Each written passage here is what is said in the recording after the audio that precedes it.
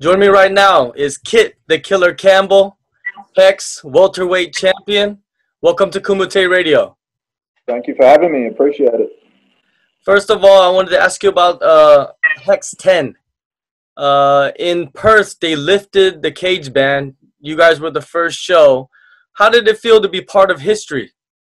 Yeah, it was amazing. You know, being part of history, being the first fight since the cage ban got lifted, and it was a pleasure to main event it against John Vake. And I suppose everyone put on a good show. I tried to at least, and it was a historic night, so it was cool to be a part of that.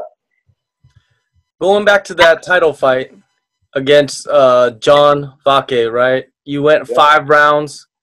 You got the decision. What did you prove to yourself? Because wasn't that the first time you went all 25 minutes? Yeah, that's the first title fight of my career. So, the first time I went 25 minutes. I've had a couple wins by decision before, but that's the first time I pushed out the full 5 rounds. So, you know what? It was pretty cool to be able to do that. I mean, it's always cool to get a knockout or whatever, but no, it was cool just to test myself and know that I'm capable of doing it. Hopefully, don't have to do it again. Hopefully, get some quick wins coming up. But it was cool. Those opportunities don't come around much to fight for a title and get the full 5 rounds in. So, I enjoyed it. I had fun in there, and yeah. What adjustments did you make when you went back into training after that fight? To keep the fight standing a lot more. I think there was plenty of times where I could have finished John Vake instead of headhunting so much. I could have gone to the body a bit more and dropped him from the body. But I was just looking for his head that whole fight, and he wasn't going down. Credit to John, he's tough as nails. So yeah, just more stuff like that. Just sort of looking for more openings, instead of going to the head all the time, go work the body, because I was giving it all I could to his head, and he just wasn't going down. So that's sort of what we came back with. Speaking of headhunting, Hex 8, Alden Bates, the counter right hand, devastating bomb, man. That's one of my favorite knockouts of 2017. Talk about that a little bit. Yeah, well, we studied Alden. We knew he was going to come in with his hands down low. He always does, and his chin right up. So, I sort of played around halfway through that round and saw him come in with a jab, left his chin right up, as I thought he would, and then threw that overhand right and connected nicely. So I timed it well, stepped to the side and threw that overhand right, and he went down. So, I headhunted that fight and it paid off, but the John Vake fight, he just wouldn't go down. He's tough. Credit to John. Where do you rank that knockout in your career? It's probably my best knockout so far. It's probably my cleanest knockout.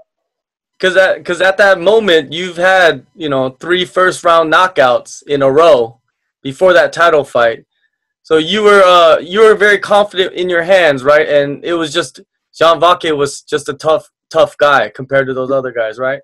Just a tough guy. That was the game plan. That's always going to be my game plan, to try and take your head off, and that's what I tried to do to John across all 5 rounds, and he just took it. I got a lot of respect for that guy. He's one hell of a fighter, and chin like no one else. I mean, I gave him some nasty elbows and stuff, and he just wouldn't go down. He was tough. He wanted that fight. He wanted that belt. Now your next fight, it's your first title defense.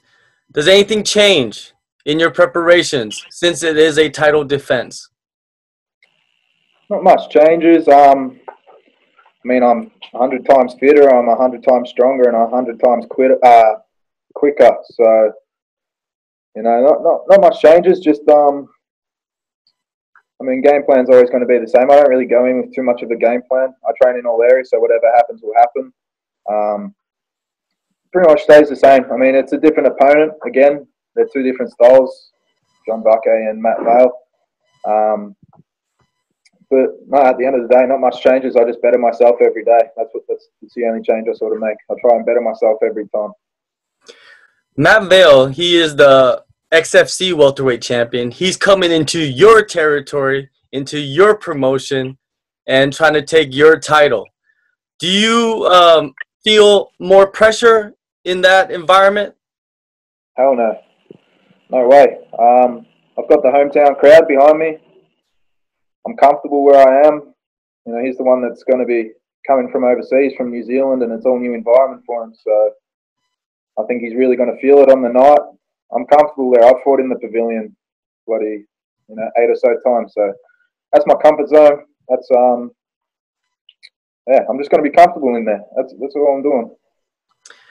Have you watched a lot of film on Matt Vaile? I've watched a bit. I haven't gone right into it. I've watched enough to know how he flinches, his next moves and stuff, what he likes to throw. And that's all I need to do. That's all I need to do. I watch a little bit on him, and then I just I'll do my thing, and then yeah, it all come together. Do you think that he is a pressure fighter, and you've shown in a few of your fights that pressure fighters don't work well with your power? Do you think he's gonna walk into one of your overhand rights? He's he's similar to Bates. Chin's up really high, hands are down low, and he just throws wild shots. I mean, he's technical. He throws his combos in bunches. But yeah, I mean, he hasn't fought anyone that's as explosive as me and times their shots as well as me. So he's going to get a shock if he tries to do anything. If he tries to rush things and come in, I'll tag him. Never really fought anyone that likes to use all their limbs either. I'll be dropping leg kicks in, dropping kicks to his head. So I don't think he's gonna feel pretty uncomfortable in there. I don't think it's gonna be like anything he's ever experienced.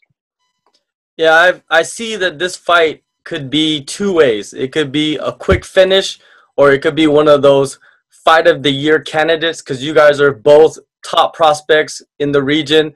Whoever wins is most likely going to get the call. Do you see yourself getting the call if you get this victory? I would hope so. I mean, I'd hope that's enough to earn it and deserve it. But like I've said before, I'm happy just to keep on fighting until they come knocking on my door. I love fighting. I'm never going to turn down a fight. Never going to back down from a fight. And that's pretty much it. If they want me after this fight, I'm happy to go with them. Whoever it is, big promotions, whatever. I'm happy. Have you been in talks with anybody? I had contact a while back from the UFC Talent Scout, and my manager from 6 Degrees Group. He's been in contact, so we're just going to get this fight out of the way and then go from there.